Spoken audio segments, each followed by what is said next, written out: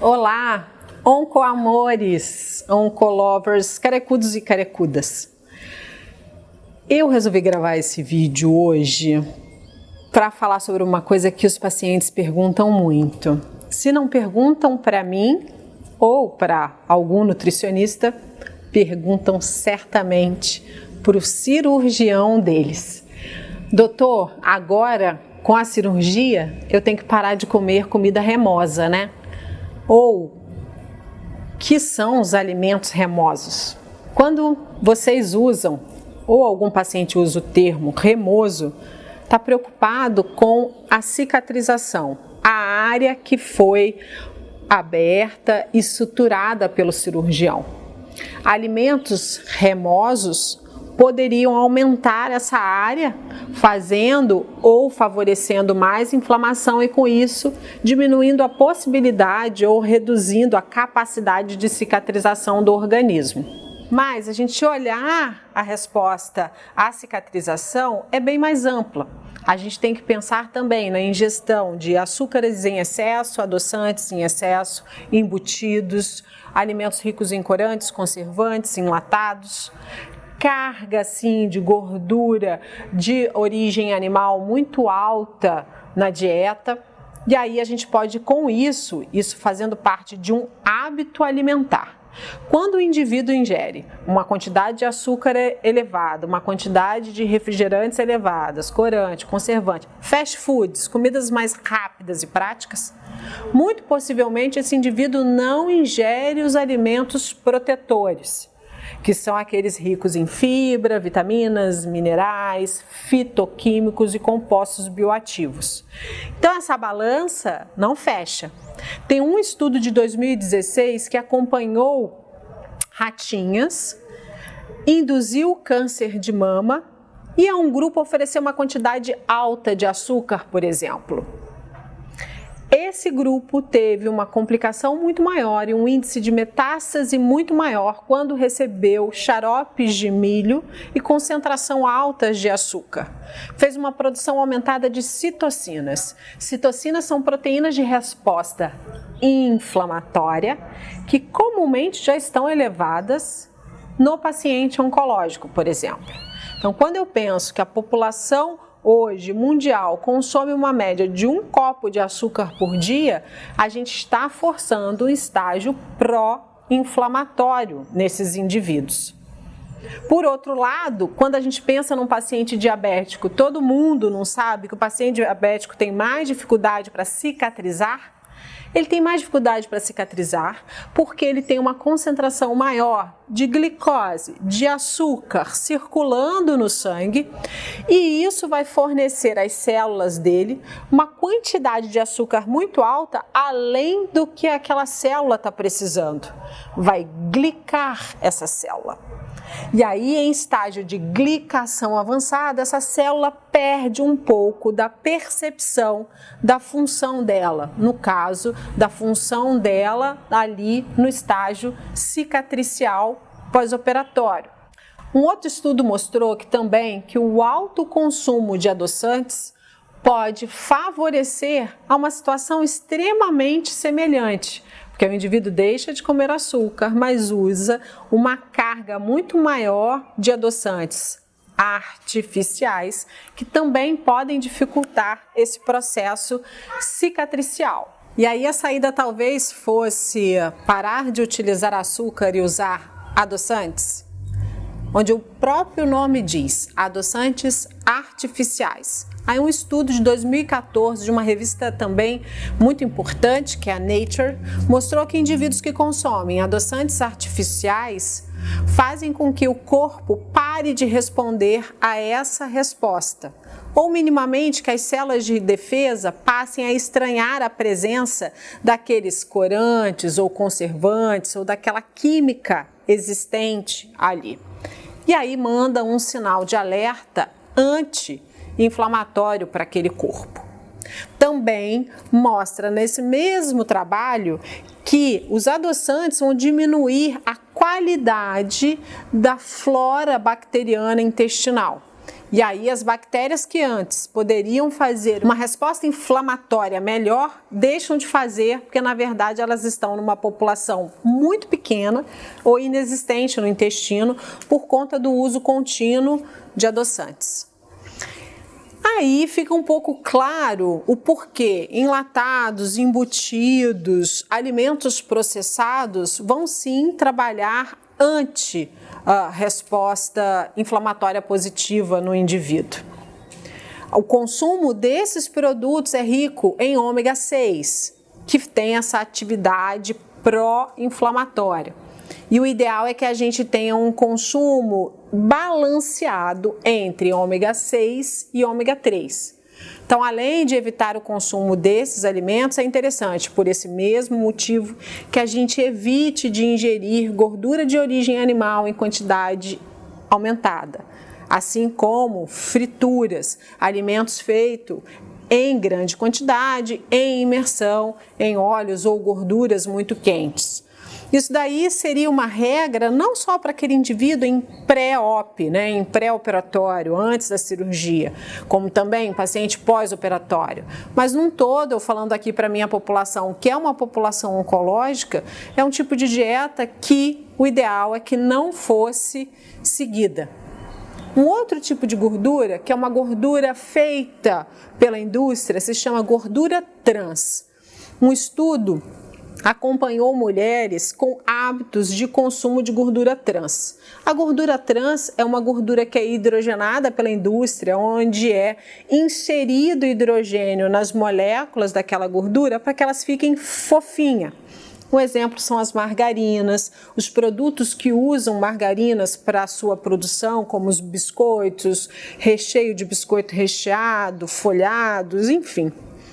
Essas gorduras, elas são e vão atrapalhar aí no processo de resposta inflamatória corporal. Esse estudo acompanhou as mulheres que tinham alta concentração de ingestão de gordura trans e mediu nelas uma proteína que é chamada proteína C reativa. Uma proteína que aparece, é produzida pelo fígado só perante a grandes inflamações ou grandes choques no corpo. O corpo está em alerta, ele está em choque. Por exemplo, um paciente que sofre um acidente automobilístico, um grande queimado, quando chega no centro de terapia intensiva, uma das proteínas que é dosada desse doente é quanto está a C reativa dele, que não estava sendo produzida ou era produzida em uma quantidade muito baixa, mas frente a essa agressão corpórea é dosado para o médico ter noção da agressão que está acontecendo metabolicamente naquele corpo. Voltando ao estudo, mulheres que consomem grande quantidade de gordura trans, foi dosada a C reativa delas e a C reativa estava 78% mais alta nesse grupo de consumo de gordura trans do que aquele grupo de consumo de gorduras de melhor qualidade ou de não consumo de gordura trans. Então, outro item também para que a gente pense. Qual é a oferta de nutrientes que você vai oferecer para suas células para que ela tenha uma boa aderência e resposta cicatricial? Com certeza no fast food você não vai encontrar isso que a gente tanto precisa. Consumo excessivo de leite, a gente também tem aí as gorduras, que são gorduras ditas saturadas, que são de origem animal. E aí eu usei o termo excessivo, tem que ser visto de paciente para paciente, de hábito alimentar.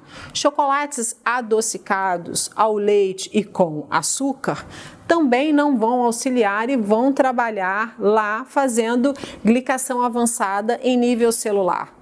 O ideal é você utilizar o chocolate, por exemplo, 70% cacau ou mais, que tem um poder antioxidante bem interessante, aí você pode empregar na sua dieta. A resposta para esse paciente é que ele tem que se conscientizar e usar essa pergunta que eu falei agora há pouco. O que você está dando para a sua célula para que ela tenha uma boa característica de cicatrização? Tem um produto no mercado que a gente usa para modular e melhorar a resposta pós-operatória ou intra-hospitalar de indivíduos cirúrgicos. Esse produto tem um controle, uma oferta de gorduras de boa qualidade, tem ômega 3 numa quantidade bem interessante, tem minerais que modulam essa resposta imune. Aonde estão os minerais? Por exemplo, nas castanhas. A gente tem a semente de girassol, semente de abóbora, castanha do Pará, por exemplo. Nesse combo a gente tem uma oferta bem interessante de zinco, selênio e magnésio, por exemplo. A verdade é que naquele preparo para o paciente no pré-operatório, o ideal é que ele já seja inserido numa dieta de qualidade. Se ele for diabético, que haja um controle dessa glicemia sanguínea, também com a melhor escolha alimentar. Uma dieta que seja isenta de açúcar, de gorduras trans, fast foods, refrigerantes e também bebida alcoólica que vão interferir negativamente nesse processo de resposta inflamatória corporal. No pré-operatório imediato, esse paciente já vai estar internado e sim, tem que fazer a dieta que foi prescrita em nível hospitalar. Ele entra depois em dieta zero, é operado e aí, dependendo do local e do sítio da cirurgia, tem que retornar à dieta desse paciente o mais breve possível. A gente está tratando de pacientes oncológicos, que certamente já têm algum déficit nutricional pré-diagnóstico. Mesmo que aquele indivíduo esteja com sobrepeso e obesidade, dificilmente esse paciente vai estar pleno em sua resposta nutricional. Os exames bioquímicos podem mostrar algumas deficiências nutricionais, por exemplo. Esse paciente pode ter uma massa muscular diminuída. E se aquele paciente já chega para a gente com algum grau de desnutrição visível ou já diagnosticado em algum exame clínico, de conduta, de avaliação nutricional ou bioquímico, é sabido então que esse paciente já tem esse consumo corporal. Num pós-operatório, deixar esse paciente em dieta zero por mais de 24 horas quer dizer que a gente está arrastando a melhora nutricional e isso vai trazer um impacto negativo no pós-operatório dele. Então a equipe cirúrgica tem que estar ciente dessa atenção plena à nutrição no pós-operatório. Se não for possível voltar com a dieta via oral nesse paciente, a equipe de nutrição tem que ser chamada para que a gente consiga alimentar esse paciente, nem que seja via sonda, para a gente começar a oferecer para esse indivíduo nutrientes o quanto antes possível. Porque se eu estou falando lá num pré-op que o paciente não deve comer alimentos remosos, porque isso vai interferir na resposta cicatricial. A oferta de nutrientes o mais rápido possível no pós-operatório, obviamente, vai oferecer para aquele corpo todo o aporte calórico, proteico, de vitamina e mineral que ele precisa para fazer a cicatrização. Numa orientação de alta, que ele vá para casa com toda a orientação do corpo de nutrição quanto à alimentação, uma evolução de ingestão que deve ser lenta e gradual, mas segura, e muitas vezes com a necessidade de uso de suplementos alimentares para otimizarem essa oferta em curto espaço de tempo. E que a preocupação deve ser mantida. Depois dali, muito possivelmente esse paciente ainda vai ser submetido a uma segunda ou uma terceira etapa do tratamento oncológico, uma quimioterapia, uma radioterapia. Então ele tem que continuar olhando para a nutrição e se importando se ele está ingerindo alimentos pró-inflamatórios ou anti-inflamatórios. Que é mais bonito do que uma resposta a uma radioterapia, onde aquela pele sustenta e literalmente aguenta aquelas sessões sem muita lesão ou complicação?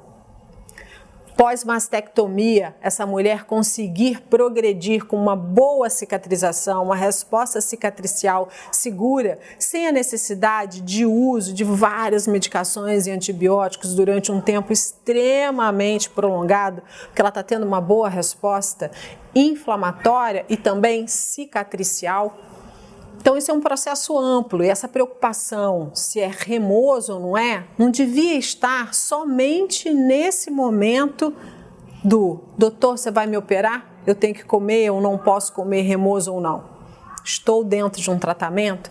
Não deveria então mudar o meu olhar sobre a nutrição e entender que ela pode trabalhar de forma plena, adjuvante, ajudando todo aquele tratamento? Eu acho que é esse olhar que a gente tem que dar. Eu espero ter ajudado vocês, espero vocês no próximo vídeo, um monte de beijoca colorida, vitaminada e anti-inflamatória para todos vocês.